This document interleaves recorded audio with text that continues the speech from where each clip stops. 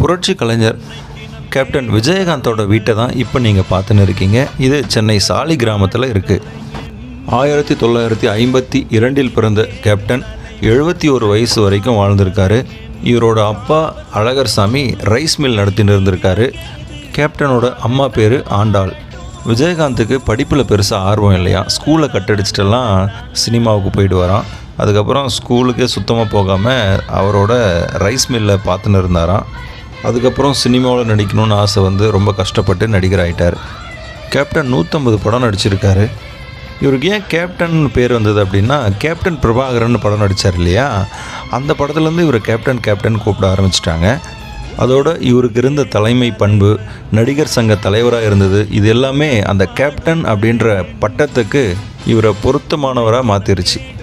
கேப்டனுக்கும் வேலூர் மாவட்டம் குடியாத்தம் பகுதியை சேர்ந்த பிரேமலதாவுக்கும் 1990 கல்யாணம் ஆச்சு. விஜய பிரபாகரன், சண்முக பாண்டியன் அப்படின்ட்டு கேப்டனுக்கு 2 மகன்கள் இருக்கிறாங்க.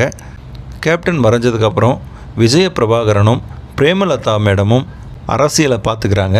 2வது மகன் சண்முக பாண்டியன் சினிமாவில் நடிக்கிறார். விஜய பிரபாகரனுக்கு இப்போ 36 வயசு ஆகுது. சண்முக பாண்டியனுக்கு 33 வயசு ஆகுது.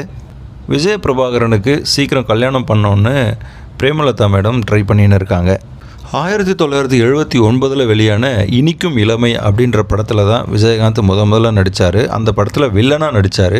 ஹீரோ வந்து சுதாகர்.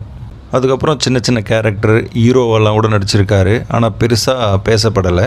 சட்டம் ஒரு இருட்டறை படத்துக்கு அப்புறம் தான் கேப்டன் வந்து மக்கள் மத்தியில் நல்லா பிரபலமானார்.